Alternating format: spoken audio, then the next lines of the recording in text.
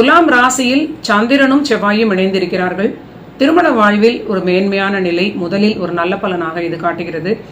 பணி தொழில் ரீதியிலான ரொம்ப பிரஷர் அதிகமாக இருக்கக்கூடிய காலகட்டமாக இருக்கும். பணி தொழில் தொடர்பான சிந்தனைகளாகவே இவங்களுக்கு இருக்கக்கூடிய நிலையும் ரொம்ப அதிக பணிச்சுமையான நிலையாகவும் இருக்கும்.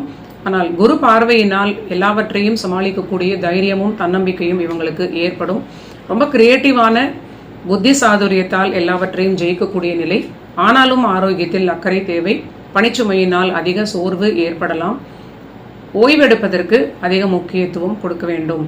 அடுத்தது விருச்சிக ராசிக்கு பார்க்கலாம்.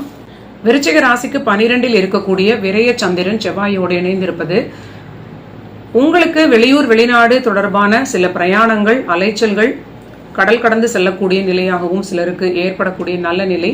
பணிக்காக இருக்கலாம். அதிகபட்சம் இது நல்ல மேன்மையான பொருளாதார நன்மைகளையும் வளர்ச்சிகளையும் கொடுக்கக்கூடிய நிலை. ஆனால் ஆரோக்கியத்தில் கண்டிப்பாக அலட்சியம் இல்லாமல் அவரவர்களுடைய நிலைக்கேற்றார் போல பார்த்து கொள்வது மிகுந்த நன்மைகளை கொடுக்கும். ஏனென்றால் 4 இருக்கக்கூடிய ராகுவும் இன்று கோச்சார சந்திரன் பாதகாதிபதியாக இருந்து 12 உங்களுடைய ராசிநாதன் செவ்வாயோடு இணைந்திருப்பது தேவையில்லாத திடீர் விரயங்களை கொடுக்கக்கூடிய நிலையில் ஆரோக்கியத்தில் சில பிரச்சனைகளை கொடுத்து மருத்துவ விரயங்களை கொடுக்கலாம். 8 இருக்கக்கூடிய குரு கிரகமும் மறைந்திருப்பதனால் ஒரு சாதகமில்லாத நிலை அப்படிங்கிறதுனால அலட்சியம் இல்லாமல் நீங்க கொஞ்சம் வாட்ச்ஃபுல்லாக இருப்பது பெரிய பாதுகாப்பை உங்களுக்கு கொடுக்கும்.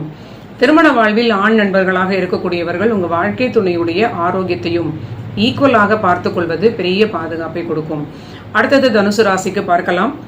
தனுசு ராசிக்கு நீண்ட நாட்களுக்கு பிறகு மனதில் ஒரு மகிழ்ச்சி, நிம்மதி ஏற்படும். தாய் வழி ஆதாயமாக இருக்கலாம். தாயுடைய சப்போர்ட்டாகவும் இது இருப்பதற்கு அதிக வாய்ப்பாக இருக்கிறது. பொருளாதாரத்தில் எப்பொழுதும் போல மேன்மையினால் நல்ல தைரியம், தன்னம்பிக்கை இவங்களுக்கு அதிகமாக இருக்கும். சிலருக்கு தொடர்ச்சியாக ஆரோக்கிய பிரச்சனைகள் ஏற்பட அதிக வாய்ப்பு இருப்பது. அர்த்தாஷ்டமத்தில் உள்ள சனியுடைய வக்ர நிலையினாலும் ராசிநாதன் தனித்த குருவாக 7 சுயசாரத்தில் இருப்பதனாலும் இது ஒரு குழப்பமான நிலை. தொடர்ந்து மருத்துவம் தேவைப்படுபவர்கள் நீங்க சோர்வில்லாமல், ஒரு அலட்சியம் இல்லாமல், என்ன சொல்றதுன்னா ஃப்ரஸ்ட்ரேஷன் இல்லாமல் ஆரோக்கியத்தை, மருத்துவத்தை எடுத்துக்கொள்வது நல்ல நிலை. அதிசாரமான குரு மாறும் பொழுது அக்டோபர் 2 வாரத்திற்கு பிறகு உங்களுக்கு இன்னும் கூட ஆரோக்கியத்தில் முன்னேற்றம் ஏற்படும். தசாபுத்திக்கு ஏற்றாற் போல அதிகபட்சமாக ஆரோக்கிய பிரச்சனை ஏற்படுவதற்கு தனுசு ராசிக்கு தொடர்ச்சியான ஒரு கிரகநிலையாகவே காட்டுகிறது. பொறுமை உங்களுக்கு நல்ல பலன்களை கொடுக்கும். குரு வழிபாடு, நவகிரக குரு வழிபாடு உங்களுக்கு மிகுந்த நன்மைகளை, பாதுகாப்பை கொடுக்கும்.